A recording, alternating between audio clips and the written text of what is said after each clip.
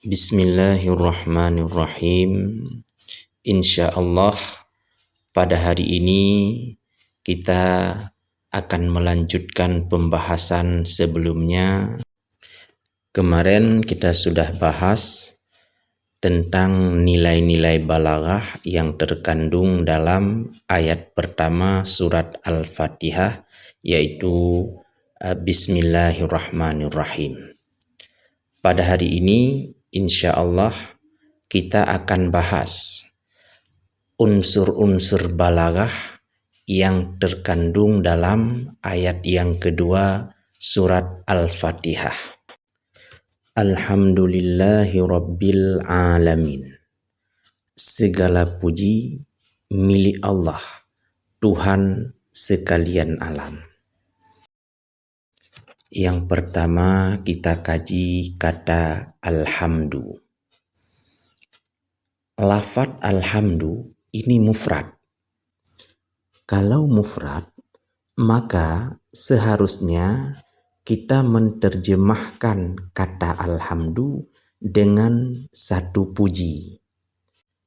Tetapi yang selalu kita dengar orang menerjemahkan kata alhamdu ini dengan segala puji. Apa alasannya? Dalam ilmu badi ada satu bab namanya mubalaghah. Arti daripada mubalaghah adalah mensifati sesuatu yang melebihi maknanya. Ketika kita artikan alhamdu ini dengan segala puji, itu menunjuki kepada mubalaghah. Lalu muncul satu pertanyaan. Dari mana kita tahu pada alhamdu ini mengandung makna mubalaghah? Lafaz al yang ada pada alhamdu itu berfungsi sebagai istighraq. Arti dari istighraq adalah meliputi semuanya. Jadi kalau letak al pada hamdu biar meliputi semuanya, kita terjemahkan dari puji menjadi segala puji. Jadi kesimpulannya, unsur balaghah yang ada pada lafaz alhamdu adalah mubalaghah. Ini terdapat dalam ilmu badi cabang ilmu balaghah.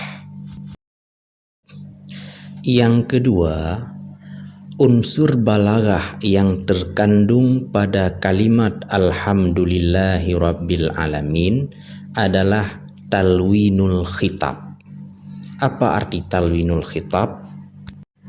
Dalam ilmu ma'ani, kalam terbagi dua.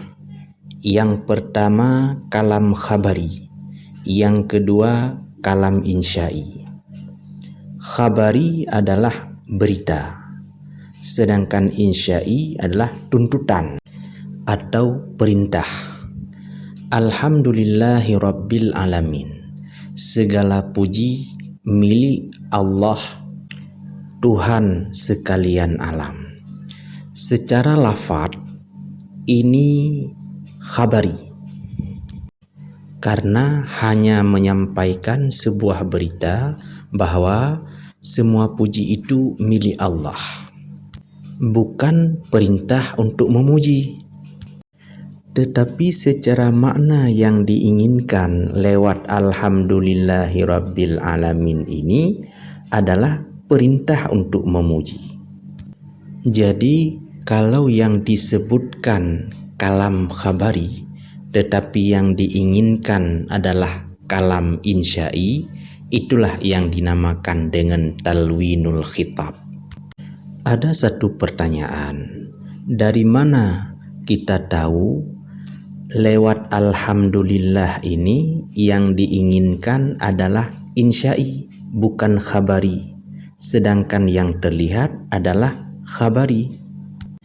Jadi harus kita tahu bahwa sebelum lafaz alhamdulillah ini ada disembunyikan satu kata, yaitu qulu, katakanlah. kulu ini menunjuki kepada insya'i. Jadi ini perintah untuk mengatakan alhamdulillahirabbil alamin. Pertanyaan kedua, dari mana kita tahu bahwa sebelum alhamdulillah itu ada disembunyikan kata kulu? Ini dijelaskan oleh ayat berikutnya, yaitu iyyaka na'budu, hanya kepada Engkau kami menyembah. Ini tidak mungkin Allah mengatakan untuk dirinya hanya kepada Engkau kami menyembah. Tapi ini adalah perintah Allah kepada kita untuk mengucapkan hanya kepada Engkau kami menyembah.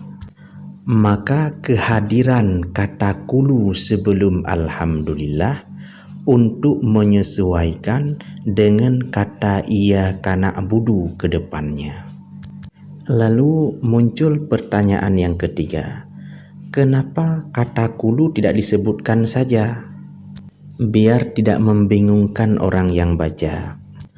Nah, kalau kata kulu disebutkan, ini akan mengurangi kesempurnaan sebuah makna. Lafadz kulu kebiasaannya ditujukan kepada yang berakal. Kalau kulu disebutkan, akan memberikan kesan makna yang memuji kepada Allah cuma yang berakal. Adapun selain yang berakal tidak memuji kepada Allah. Sedangkan dalam Al-Quran di ayat yang lain Allah mengatakan yusabbihu ma fis samawati wal ard. Semua yang ada di bumi dan langit bertasbih memuji Allah. Jadi kesimpulannya, unsur balaghah yang kedua terdapat pada alhamdulillahirabbil alamin adalah talwinul khitab. Bab ini terdapat dalam ilmu ma'ani cabang ilmu balaghah. Yang ketiga, unsur balaghah yang ada pada ayat kedua surat Al-Fatihah terletak pada kata al-alamin, sekalian alam. Menurut kajian ilmu ma'ani, kata al-alamin ini adalah ijaz. Di video pertama kita sudah sampaikan apa itu ijaz. Ijaz adalah mengungkapkan makna yang banyak dengan lafadz yang sedikit. Ijaz ada dua. Yang pertama ijaz bil kasri, yang kedua ijaz bil hadfi. Ijaz bil kasri adalah terjadinya ijaz tanpa dibuang sesuatu. Sedangkan ijaz bil hadfi terjadinya ijaz dengan dibuang sesuatu. Jadi pada kata al-alamin ini terjadinya ijaz tanpa dibuang apa-apa. Maka ini disebut dengan ijaz bil kasri. Lalu muncul satu pertanyaan, kenapa pada kata al-alamin ini dikatakan dengan ijaz? Apa alasannya? Jadi bentuk kata al-alamin ini adalah jamak yang dihubungkan kepada mudzakkar salim. Artinya semua hukum berlaku seperti hukum jamak mudzakkar salim. Sedangkan salah satu ketentuan jamak mudzakkar salim adalah al-uqala, artinya dikhususkan bagi yang berakal. Sedangkan kata al-alamin ini artinya sekalian alam, berarti meliputi yang berakal dan yang tidak berakal, seperti hewan dan benda-benda lain. Kalau seperti itu maknanya, seharusnya bukan dengan jamak mudzakkar salim, tetapi dengan jamak taksir. Bentuk katanya awalim, bukan alamin, karena mufradnya adalah alam. Jadi seharusnya bunyi ayat ini adalah Alhamdulillahi Rabbil Awalim. Lalu kenapa juga Allah menyebutnya Alhamdulillahi Rabbil Alamin? Tentu di sini Allah punya maksud yang luar biasa yang ingin disampaikan kepada kita lewat kata Al-Alamin. Apa maksud yang ingin disampaikan kepada kita? Jadi, sekalian alam ketika dibuat dalam bentuk jamak mudzakkar salim, ini menandakan ada penekanan makna terhadap yang berakal. Sekarang kita terjemahkan Alhamdulillahi Rabbil Alamin dengan makna ijaz.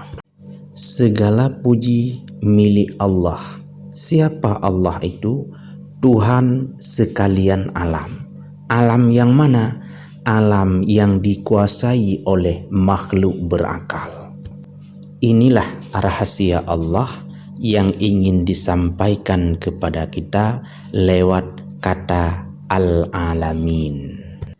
Kesimpulannya, unsur balaghah yang ketiga yang ada pada Alhamdulillahi Rabbil Alamin adalah ijaz bil kasri. Bab ini terdapat dalam ilmu ma'ani cabang ilmu balaghah. Untuk pertemuan ini kita cukupkan sampai di sini dulu. Apa yang saya sampaikan ini hanyalah sebahagian kecilnya saja. Masih banyak hal-hal yang lain yang bisa kita kaji lewat ayat Alhamdulillahi Rabbil Alamin ini. Terima kasih banyak atas segala perhatiannya. Mohon maaf atas segala kekurangannya. Wallahu a'lam bishawab. Assalamualaikum warahmatullahi wabarakatuh.